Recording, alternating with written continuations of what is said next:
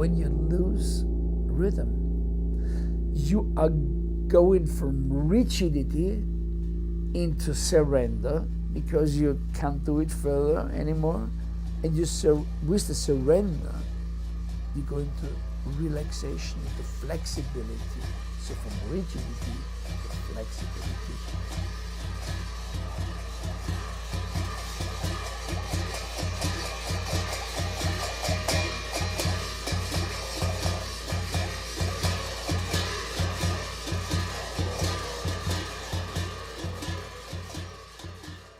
Started out as a pianist when I was very young, and always looked for what is the deeper essence of rhythm. And over times I have developed a process called TaKeTiNa, which actually brings up the human potential to remember rhythm on a very profound level. But it wasn't so easy all the time. So first I discovered the piano when I was 3, and I played my first concert when I was 7. And yes, this was way too early in a way, because I knew there's something missing still. And I was pushed a lot, like to become a real good pianist. And all of that led to a place where, with all the problems I had, like heart arrhythmia and asthma, and sometimes panic attacks as a child, to a place where I went into drugs. And the drugs actually brought me to a mental clinic, where they actually, at this time, it was very early, like 65, put me on various medications. And finally, I fell into a coma. And the last thing I really kind of remember is a strange image. It was a train that was derailing, and a voice said, "No one will find you here anytime anymore." But then there was this pulsating light that all of a sudden came into my vision, if you could call this a vision.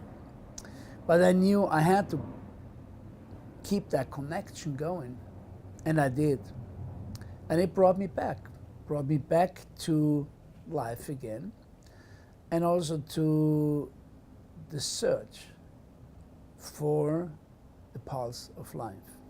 I had to find what are various cultures doing with their drums. What does rhythm mean in Africa? What does rhythm mean in Korea? What does rhythm mean in India? And for one reason or the other, the first journey took me to India, which was great because I also got very close to meditation in the age of 15.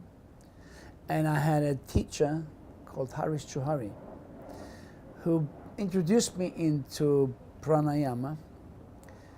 And with that, there was a practice where you would correlate your pulse with your breathing.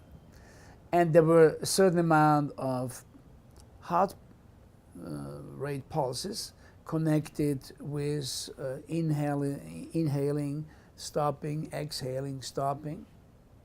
And I never could get this together. So I had to find methods other than counting.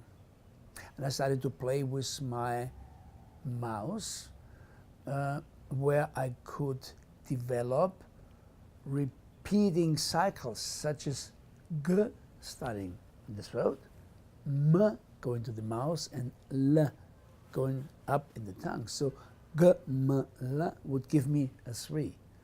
And of course, then I tried Gimili, doesn't really sound good, Gamolu doesn't sound, so it ended up with Gamala. And experimenting with a lot of those things, I could not take anything really from India or Korea or Africa. I had to find, and I wanted to find, what's the common ground of all these cultures? Is there something underneath that's human, that's innate, rhythm knowledge. And how could I open that? With that, I had groups 3 times a week, 4 times a week in Vienna. It was still the 60s. People had a lot of time. People were very curious. And so we found first through drumming, which didn't really work because, you know, people did random things, then reducing it more and more to the body, gradually into a process where all of a sudden people could make profound experiences, but they still were very random. People lost rhythm, found rhythm, we didn't yet know what that meant, till it actually turned out that falling out of rhythm and falling back into rhythm is deeply related. If rhythm continues in a group and you can lose it and go back and lose it and go back and lose it and go back, all of a sudden you develop this very deep, profound trust that rhythm is carrying you.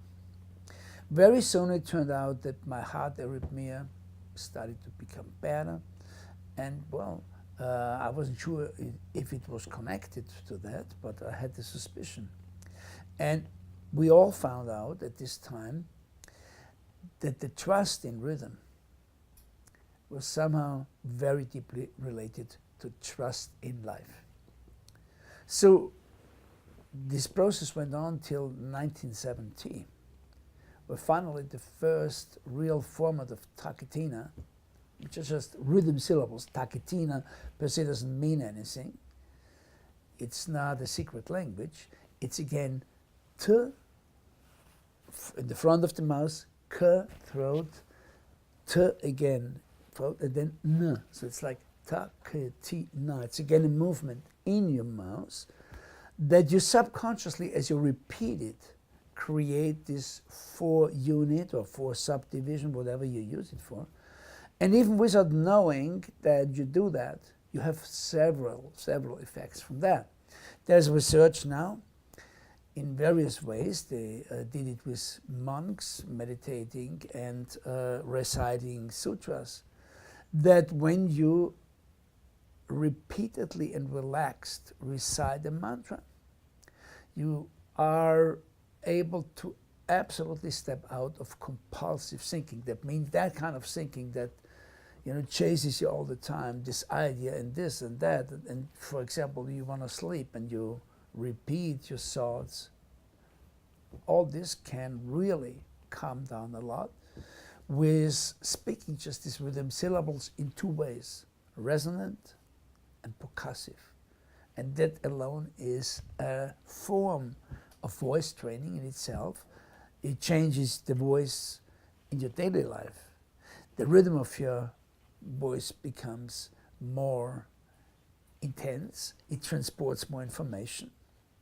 The resonance, of course, causes that everyone hears you and the whole room is filled with the sound of what you're saying. That's just one side effect. And now this voice is connected to 2 other levels in your body, which is one, the hands, which just could be simple clapping, or you have a rattle and a clicker, so you have 2 different rhythms, and then stepping. So the body in TaKeTiNa is the instrument, which is a real huge advantage, because usually you have to learn an instrument to get into these intricate, complex rhythms. Now, why would complex rhythms be something you wanted to go into? Actually, in nature and in life, all the rhythm procedures are very complex. And how are they complex? They are simple in different layers. One layer is simple, like your pulse here, if you feel it on your wrist. It's just a simple information. But as it overlays with all your other body rhythms, it becomes a very complex orchestra. And so TaKeTiNa, leading you into complex rhythm experience, is a mirror of the complexity of rhythm in nature in life. And it's the same procedure in TaKeTiNa. You can just use one level, let's say only the voice, and you can participate in a very, very simple way. So that means it's easy for you, yet around you, you hear the complexity of all the other participants doing more layers. Then you can choose to add steps and claps. And all of a sudden you are in a huge, deep world of multi-layered rhythm experience. So within a collective journey that's led by a leader, you can craft your own individual journey, which you also could call meditation journey, whatever you want to call it. It's certainly not an exercise per se, because that would be something quite limiting. It's not about learning a certain rhythm. You could say TaKeTiNa is something that takes something away from you, exactly what disconnects you from rhythm, exactly what disconnects you from life. It brings you by losing your rhythm and coming back in, and losing your rhythm and struggling and hearing your voices coming up with that, and all this can be processed. All of a sudden you reach a point where you fall into something that's so complex that you know you cannot possibly do that without practicing it for a month or more. So you know something has happened in reality, otherwise your body couldn't do it, where you have opened some knowledge you didn't have access to. And with opening that door to that knowledge, you open also the access to much more information that's hidden or that's stored in various compartments of your consciousness. So of course that has a profound effect then on the resynchronization of your biological rhythms, of your body rhythms.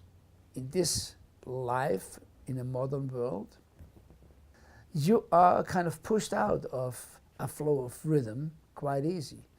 And as we try to maintain our, procedure, not to lose the job, not to just to really do it good, many of us go further and further away into contraction, which of course pushes away the normal flow of rhythm, because you cannot contract and be in rhythm.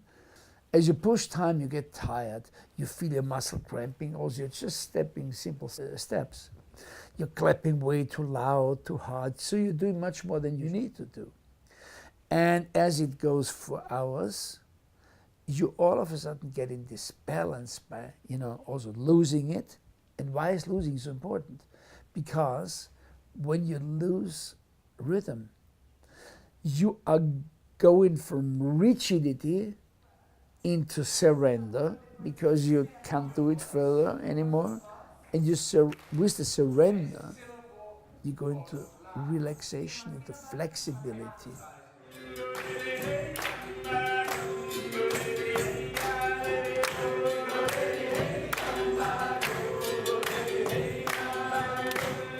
Which of course then promotes health and well-being. But that's just of course one aspect.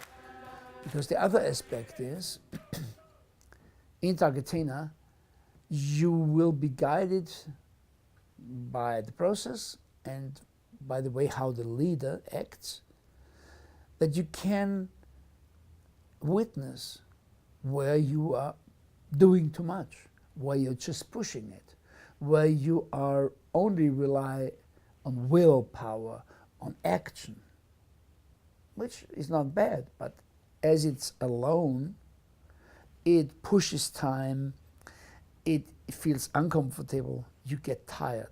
In life, as in music, the tempo would speed up. And there's something which is in TaKeTiNa just as it is in your physiological rhythms, which is a synchronicity and a simultaneity of tension and relaxation that interact.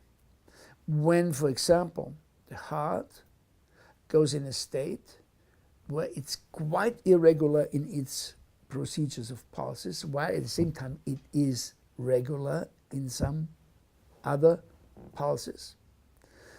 We call this a vagal tonus state, which indicates that the vagus nerve, which is the largest nerve of your parasympathetic nervous system, is in the perfect balance of tension and relaxation. In that way, your nervous system works the best and is vital and relaxed at the same time. Now, TaKeTiNa works with those primal rhythms. Primal rhythm means pulse, the occurring something, and gap.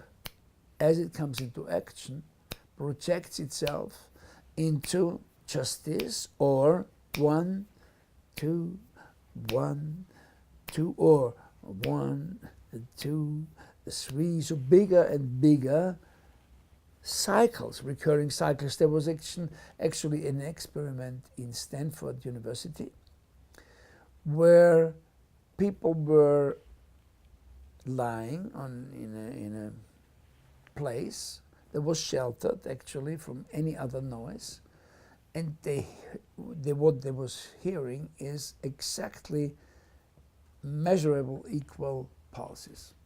So there was no structure whatsoever.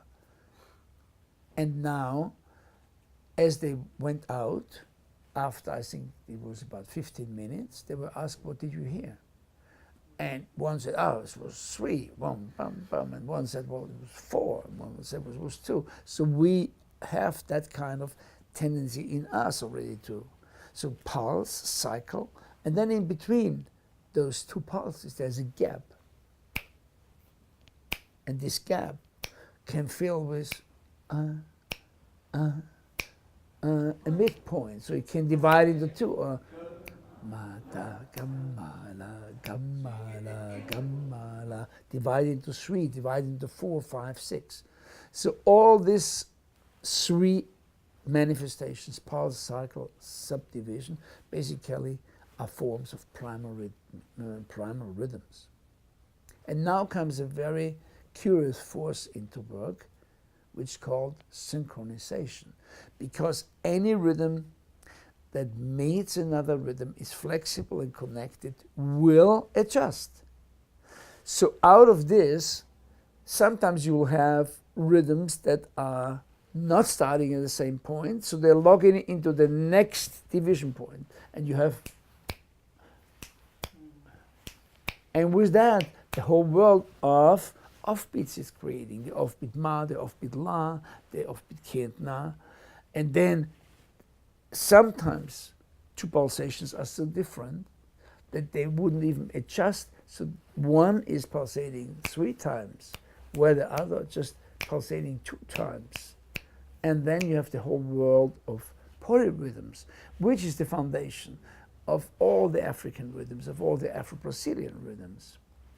So we could say, with TaKeTiNa, you're learning at the roots of what all the rhythms that you can hear in the various cultures are actually based on. You know, you could also say we work a lot with offbeat journeys. We work a lot with cycles, 7-beat cycles. So cycle journeys, polyrhythmic journeys, offbeat journeys, they're all different realms, bringing you to a different experience. I compare it like this. Imagine, just think for a moment, how many colors are there to make this incredible abundance you can see every day? One green different from the other green, one blue different from the other blue. Now, what would happen if you gradually would erase all these shades, and then you have, let's say, red, yellow, blue, and then you say, well, maybe you should erase more. And finally, you'll end up with 2. And you could imagine how a world would look if it's just green and blue, or yellow and red, just everything. And actually, musically, we are a little bit on this point, because what you hear is pulse, 2, 3, eventually 4, I mean, very rare occasions, 5 of course, but as a general, if you turn on the radio, we're bombarded with, you know, a very reduced palette of what's possible.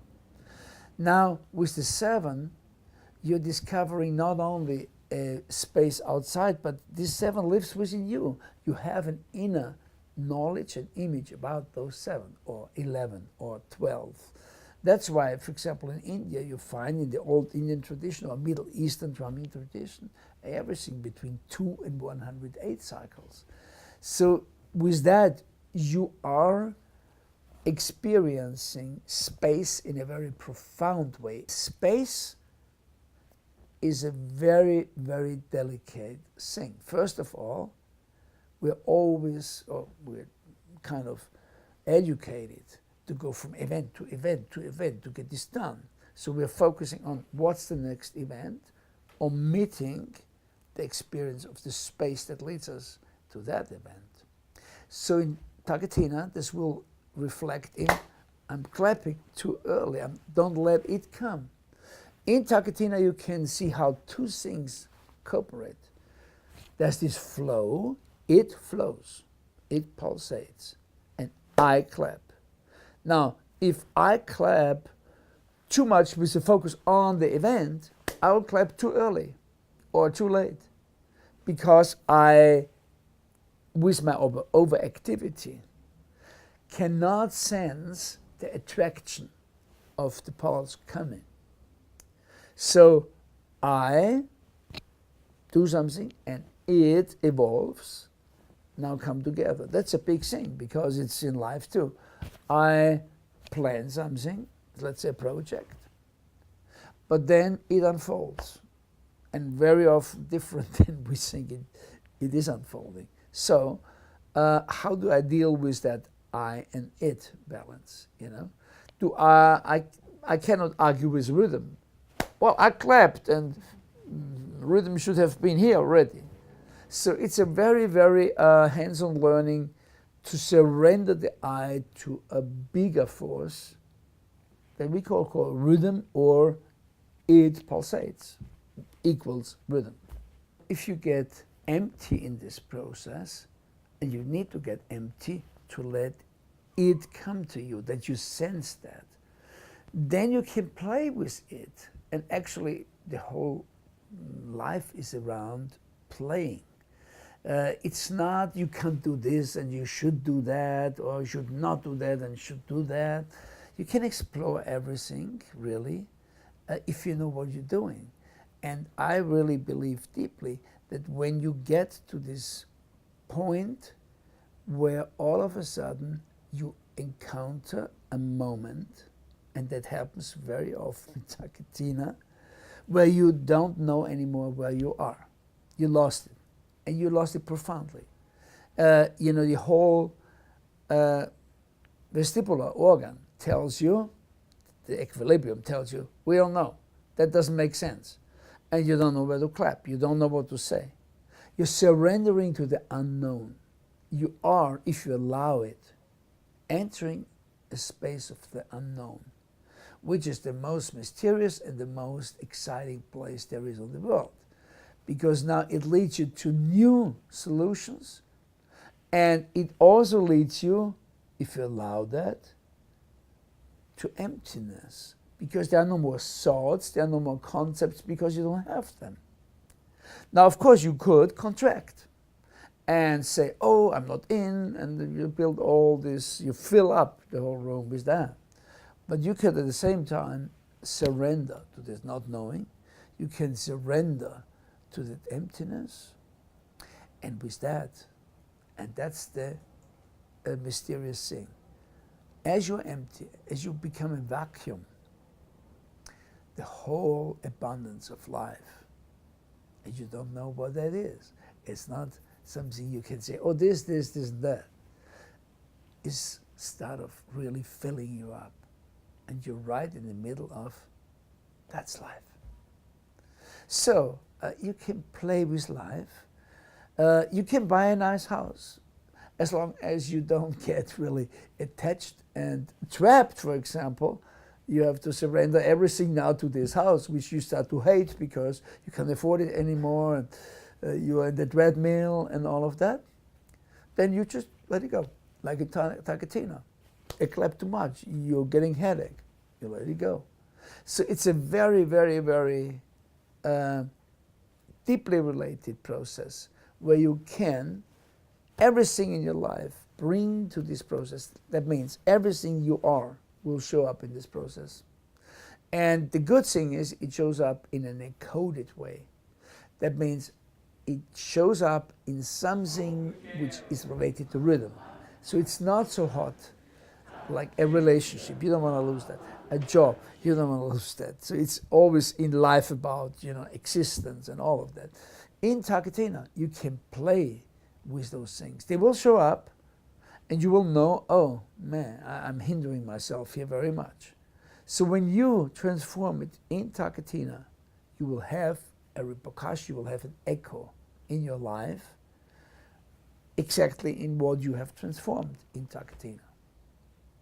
For example, you allow more that things happen on its own accord, and the control doesn't have to be there all the time, and you find a place where control and not control can come together. You find a place where intention and non-intention comes together, as we say in Zen, the intentionless intention. Well, the question about teachers is a very tricky one, because in my experience, any human you encounter on a deep level for unknown reasons can be your teacher. Now, of course, I did have teachers, but I didn't have any teacher in TaKeTiNa, because TaKeTiNa was a complete unknown thing. It didn't exist. It came into existence through imagination, intuition, a lot of trial and error, years of work with people. And I did not have anyone guiding me in this process other than looking at people, how they reacted on what I offered. However, in my whole history, there was first the piano. And when I was through my whole process of, the coma, and when I came back from India already, there was Bruno Seidelhofer, which was the teacher of Gulda, and he was teaching me piano in a very non-linear way. So that opened a lot for me, but of course it didn't, had nothing to do really with TaKeTiNa, but it brought me in a deep understanding of music. Then, of course, I certainly have to mention Harish Johari as meditation. That's, profoundly the core of TaKeTiNa. Meditation being different just of a linear practice, you practice a coordination, but now in TaKeTiNa you go in a meditation. So I learned the first time really what's meditation with him. Then, I had Kim Sok-chul in Korea, a real deep shaman who's unfortunately not anymore alive, but he was one of the biggest shamans in Korea. And he brought me to a point where he showed me that also my whole conscious mind said, yes, yes, yes. For example, in the form, oh, shamanism is fantastic, and yeah, we should have more of this, and we should go back to this. When I got really sick there, absolutely sick, they came and wanted to perform a ceremony for me, which of course they did anyhow, but everything in me said, no way, I want to have medicine. So I encountered a deep no that I didn't know existed in me. And actually, when I played a piano concert in Seoul, that's how I get to know Kim Sok-chul. He came after the concert and he had a translator. And the guy said, well, Mr. Kim Sok-chul, I want to tell you, it's a wonderful concert, you play very well, but something in you say no. And that hit me so hard. It was like, the most unexpected thing. If he would say, that was not so good, it would be fine for me. But it was so true, and it was so hidden, that I remember I was speechless, I was angry, I was in bliss, I was everything at the same time, and I knew this person has something for me I have to really follow, because this is really about life and death. It's about my existence. There is a no I'm not aware of, and it's really manifesting. And it's very similar in TaKeTiNa. You bring your no's to TaKeTiNa, and you don't even know that you have them, against life, against the relationship, against whatever.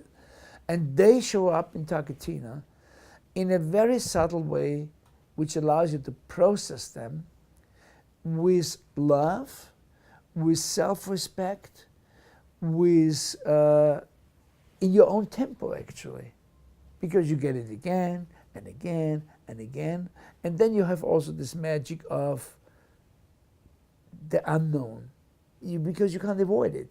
You are falling out and falling out, so it takes you out of the linear. Oh, there is something I have to really solve that, and bam, all of a sudden you're in a completely different place, physically, mentally, emotionally.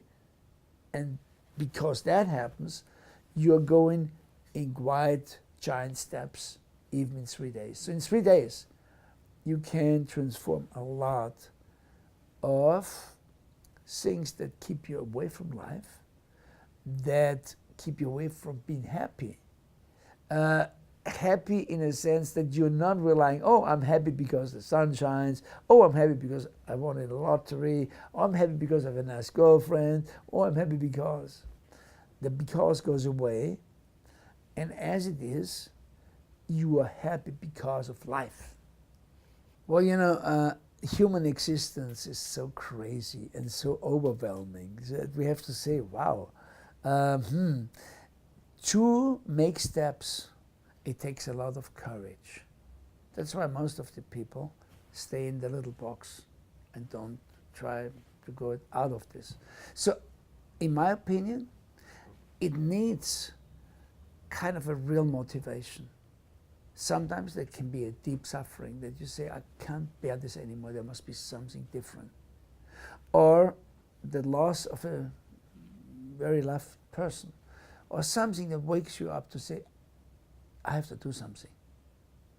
It's never really working, oh, let me get a little wiser, a little better.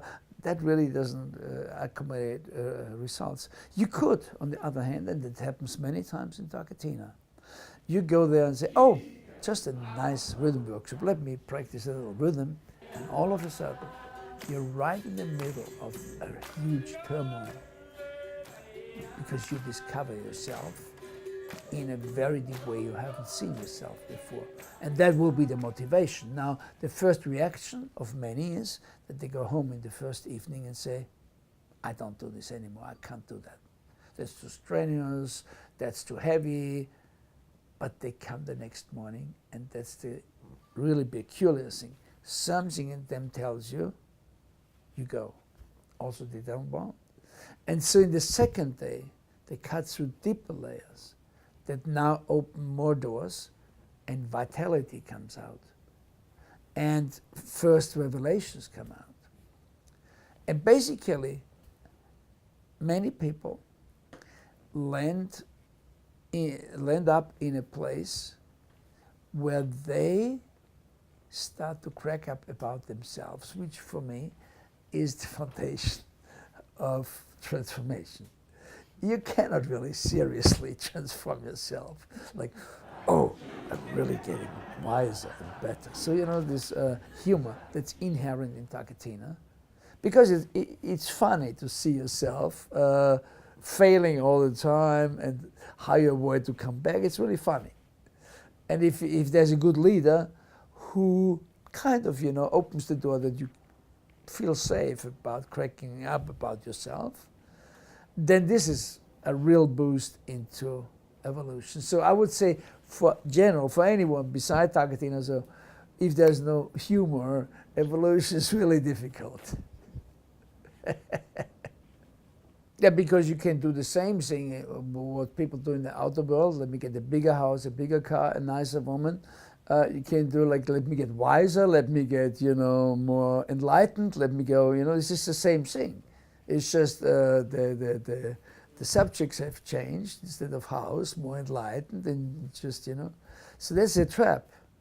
To think you have to be more enlightened, avoiding to see what is as it is. That's the only entrance door you have. And that's what TaKeTiNa takes you all the time to. Look at what is as it is right now. And from here, everything unfolds.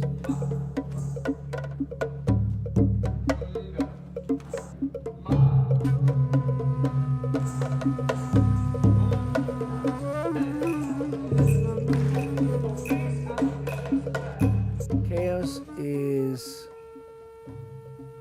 fundamentally understood in a wrong way how we use that word at all. We say, my room is in chaos. No, it's in disorder. Or there's chaos on the street. No, there's disorder on the street. Chaos is high intelligence in movement. So it is as important as order. And actually, the whole universe evolves in a fluctuation between chaos and order phases all the time. And the profound question there is, if this applies to the universe, if this applies to your body, 3 chaos scientists telling me,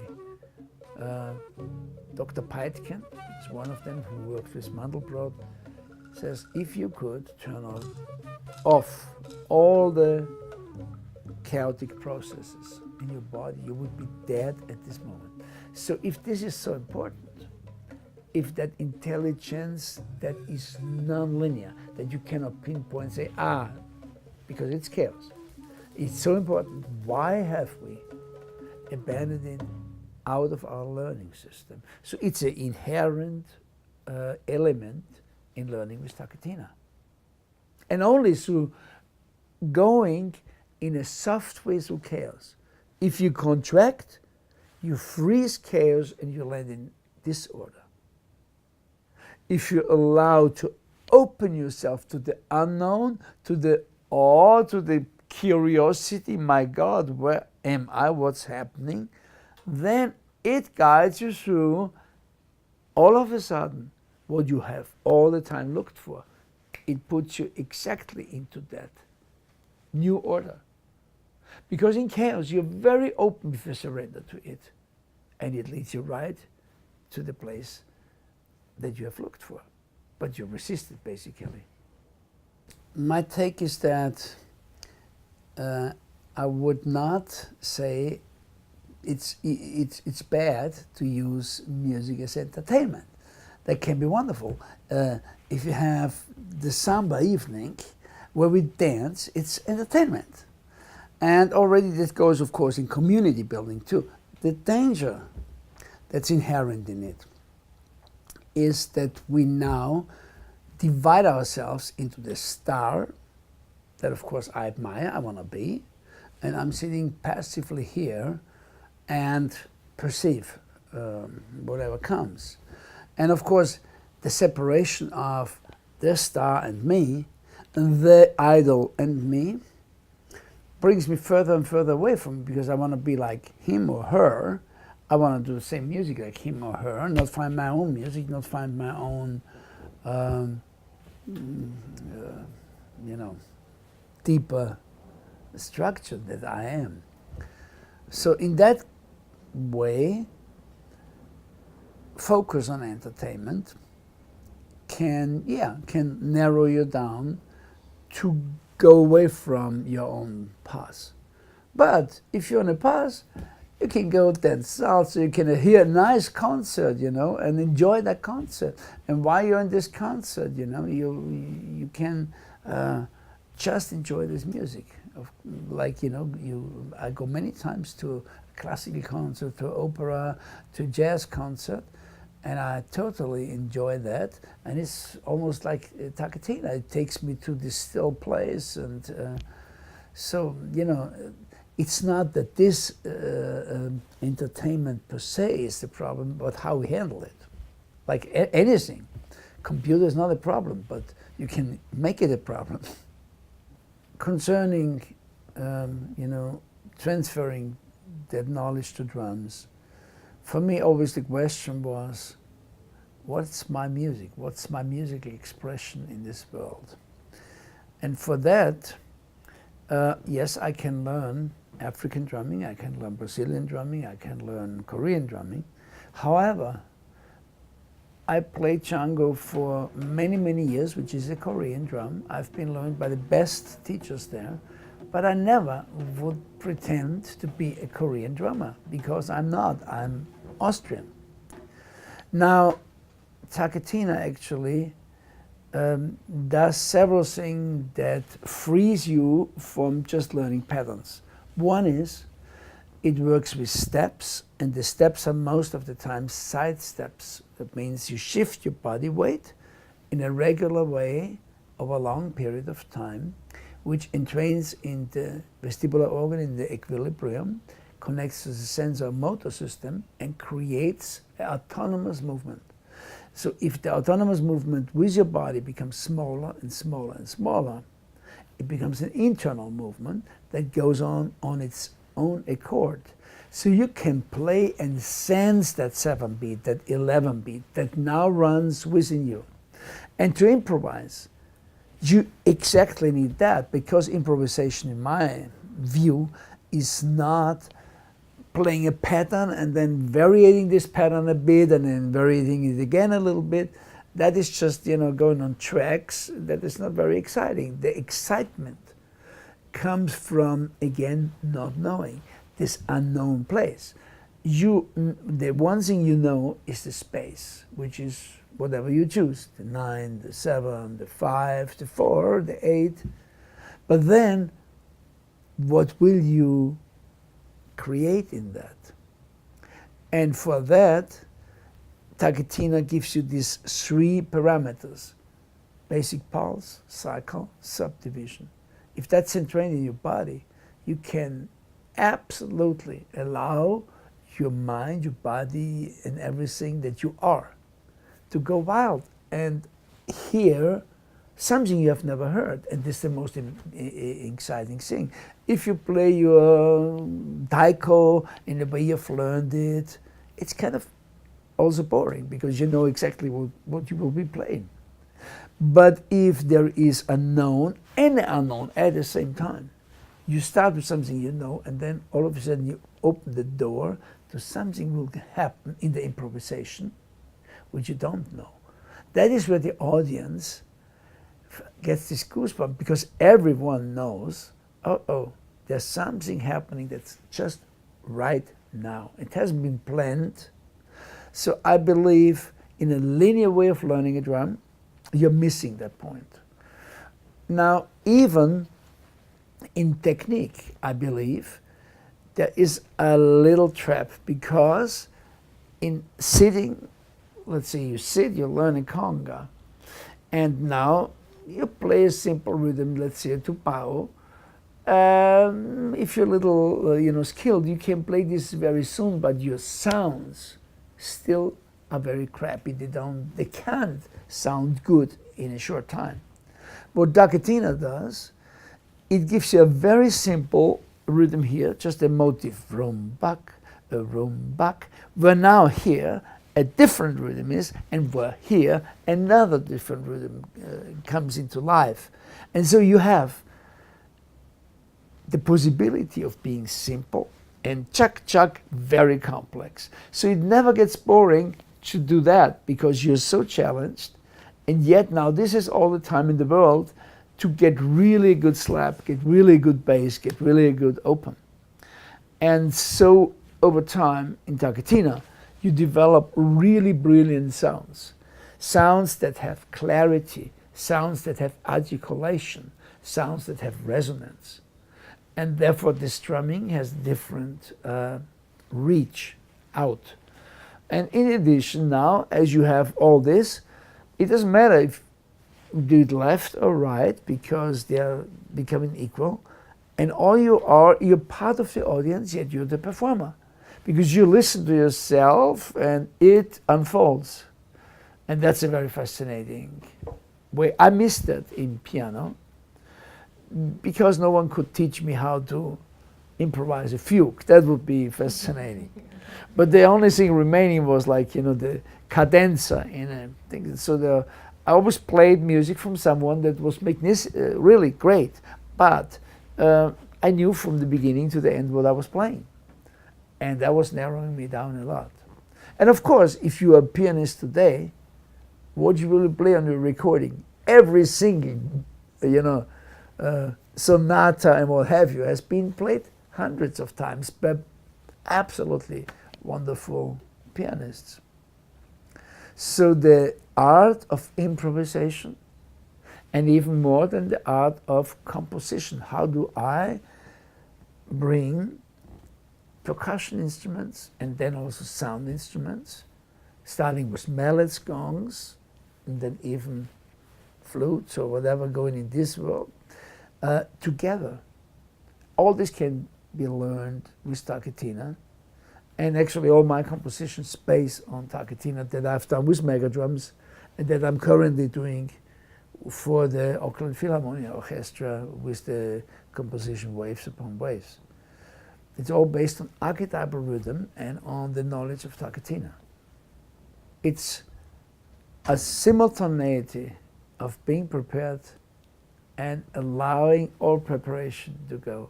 Well, the difficulty in learning TaKeTiNa is you have to know a lot because you're working with archetypal calls. There is first the rhythm syllables, then you sing something called the matrix call, which connects gravity points in steps and claps. And you have to remember how that goes. But then you have to forget all this, just see the group and see what's manifesting in the group so you can exactly address what you see in the group. So that's both preparation, yeah. I do prepare for a workshop, for a lecture, but then when I go there, I let everything go, everything. And let come what is there, actually. So again, two polarities, if you want, lose the dichotomy. And that's a very deep principle of TaKeTiNa. TaKeTiNa takes the dichotomy out of the polarities. You'll end up being able to relax one arm and be totally active with another. You are able to do a rhythm music kashishi here like a 5, and at the same time do a free movement like an 8, a triangle, whatever it is, here. You are at the same time sensing your inside, and there could be many things, like I'm feeling how I'm, you know, sitting in this chair. I can even look inside my body while I look outside. So inside, I sense my feelings, and I, you know, try to sense your feelings. So inside and outside, again, come together. And finally, even that applies to emotion. If you are coming to a situation where a person whom you really like does something that's awful, you know, messes up, is kind of disrespectful or whatever, you're pissed, you're kind of, you know, angry. But at the same time, it's your friend. So now, in a dichotomy, you say, not my friend anymore. And that's how the world usually goes. But if you could manage to sense the compassion, sense the love you have for this person, at the same time, your anger towards this person, that's an immense field and opens up a possibility to a new relationship with that person that could profoundly restructure this mistake that has happened. Not by you have done something wrong, but by just you inside feel this, hold this polarity. And people feel worldwide that we have reached a point where there was so much delusion in politics, in everything actually around. So they say, well, wait a minute, let me get down to what is real still. Why I'm here. How can I explore? And TaKeTiNa is one of these ways. So it really, as it gets in many ways more difficult and complex in the world, that's picking up. Now in Brazil, there's an additional element, and for me there's one word, coração. The Brazilian people have so much heart that is really moved by that. And like when you end the workshop, you don't only have people who are highly kind of aroused because they've seen something they have not seen before, and they're fascinated because they are experiencing new things about themselves, but they hug you with an intensity of emotional love that, it's like a wave that went into them with TaKeTiNa and now comes back to you as they give you this hug. It's kind of really taken, and that's specific to Brazil for me, through the heart. Well, that's my big hope. I hope some people will learn it and really work with TaKeTiNa in exactly, facilitating these groups.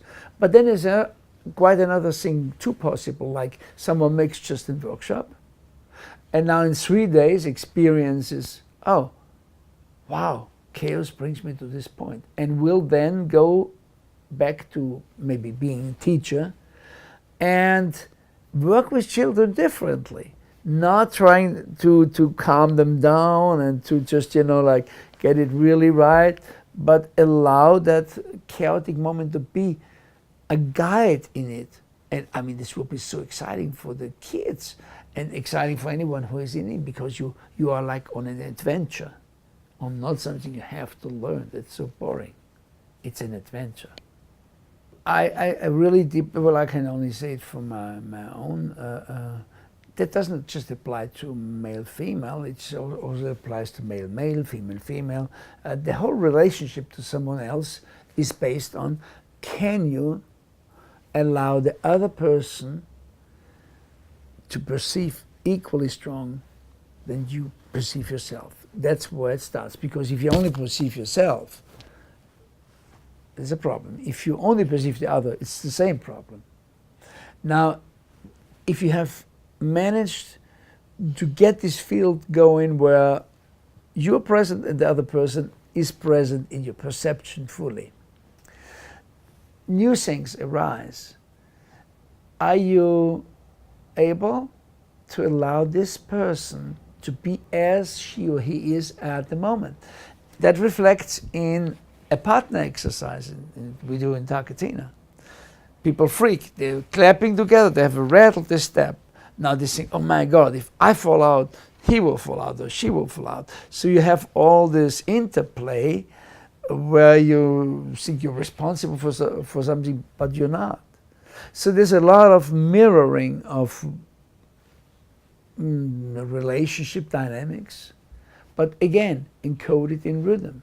So it's not so hot as in the real relationship. But when you learn it there, you will be able to do it there too. As we know, a lot of people, a huge amount of people, 90% of the people, serve the loop between stress and boredom. In the morning they're stressed to get to work. Then there comes a point in the evening where they don't know really what to do, so they fill the gap with something like looking TV. If there would be no TV, imagine, worldwide, TV shut off. No more internet, oops. Just 5 nights. A huge amount of people would go ballistic. Why that? Because they go in this void where they get first bored. What shall I do with all this time? Me alone with that. So boredom, you could say it's too much time. I don't know what to do with it. Stress, not enough time. I won't make it to the next meeting in time. Is distortion of linear time. Linear time meaning the time that's going tuck, tuck, tuck, the watch time. Now, the incredible thing in rhythm and in TaKeTiNa is that humans are able to temporarily step out of linear time. I mean, it happens sometimes naturally. If you're in love with someone and if you make love, very likely you're not thinking it was this 5 minutes or 10 minutes. You are out of linear time. Or you see a sunset and nothing is really happening a lot. It's just the sun going down and some colors. But you're like out of linear time. You're just it. You're just in this moment. There's no separation between what's happening and you. That's a very clear quality, always inherent in non-linear time, or you could say timelessness. So entering timelessness, naturally, of course, per definition, brings you out of both stress and boredom, because linear time doesn't exist. And of course, both things like boredom and stress are so hindering in every evolution, because they are coming so bold first to you.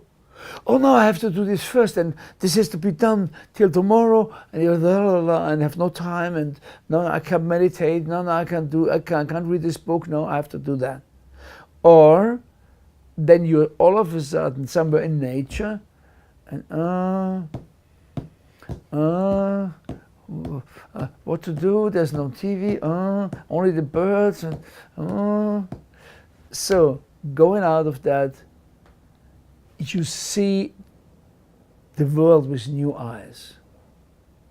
In that stillness, actually, I believe manifestation, which you are, is looking at itself. If you look still to a tree, manifestation witness itself through your eyes.